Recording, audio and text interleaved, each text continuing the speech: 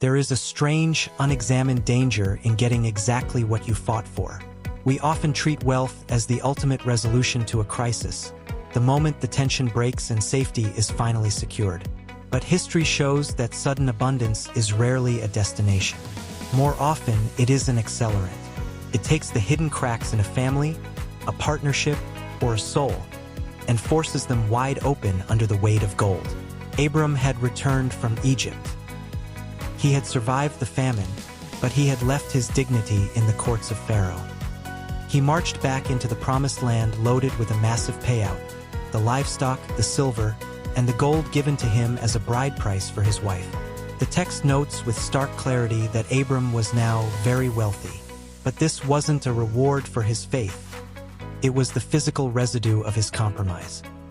Abram returned to the rugged hills of Bethel to rebuild his broken altar, trying to find his spiritual footing while managing a massive, sprawling corporate empire. He had survived starvation, but he was about to face a far more insidious threat: the burden of sudden success. Traveling alongside Abram was his nephew, Lot. And Lot, too, had grown rich in the shadow of Egypt. He had his own flocks, his own herds, and his own tents. But the semi-arid highlands of Canaan are a brutal ecosystem. There are only so many patches of green grass. There are only so many deep stone wells. The narrative drops a clinical, economic reality check. The land could not support them while they stayed together, for their possessions were so great. What began as small logistical frictions quickly boiled over into a ground-level resources war. Abram's shepherds fought Lot's shepherds over water rights and grazing boundaries.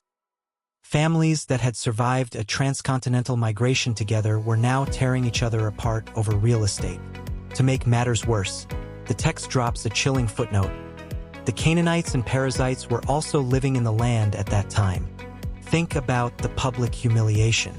Abram's family had been called by the creator of the universe to be a revolutionary model of divine blessing to the nations. Instead, the local pagans were pulling up a chair to watch the chosen family broadcast a petty street fight over property. The promise was choking on its own livestock. This is the moment where we see the profound, hard-won transformation of Abram's character.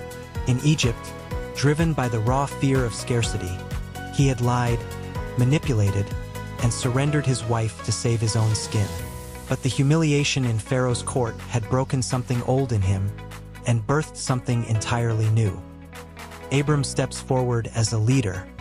He looks at the fighting herdsman, looks at his nephew, and refuses to let material wealth destroy his family. In the ancient Bronze Age world, as the patriarch, the elder, and the direct recipient of the divine call, Abram possessed 100% of the legal and cultural right to claim the best land for himself and leave Lot the scraps. Lot would have had no choice but to accept it. Instead, Abram lays down his rights entirely. He looks at his nephew and says, "Let's not have any quarreling between you and me. Is not the whole land before you? Let's part company. If you go to the left, I'll go to the right. If you go to the right, I'll go to the left." This is a radical, staggering act of generosity. Abram no longer needs to control the borders. He no longer needs to manipulate the system to ensure his survival. By letting go of his right to choose, he proves that he has finally learned to trust the one who brought him here. Lot does not hesitate. He does not offer his uncle the first choice out of respect. He steps up to the ledge and he looks out with greedy eyes. The text notes that Lot looked up and saw that the whole plain of the Jordan was well watered, like the garden of the Lord, like the land of Egypt. Notice that phrase, like the land of Egypt. Lot chose with his eyes, not his faith. He chose a landscape that reminded him of the wealthy, comfortable imperial civilization they had just escaped. He wanted the easy abundance of a river valley over the difficult, faithful reliance on rain in the rocky highlands. Lot packs up his massive caravans, turns his back on his uncle, and marches down into the lush, wealthy paradise of the plains. He pitches his tents near a city called Sodom.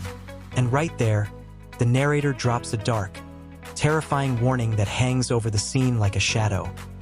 Now the people of Sodom were wicked and were sinning greatly against the Lord. Lot thought he was making a brilliant economic calculation. In reality, he had just traded his spiritual safety for prime real estate, placing his family on a direct collision course with moral rot. Humanly speaking, Abram lost the deal. He played fair, he acted with honor, and he got left with the gravel, the thorns, and the barren limestone cliffs. His family had splintered, his nephew had abandoned him, and he was left standing in the dust. But the very moment Lot departs, the silence of the highlands is broken. God speaks into Abram's isolation. Lift up your eyes from where you are and look north and south, east and west.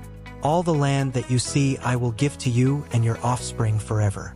Look at the profound contrast between the two men. Lot took what he could grab with his own eyes, only to lose it all in the fires of Sodom.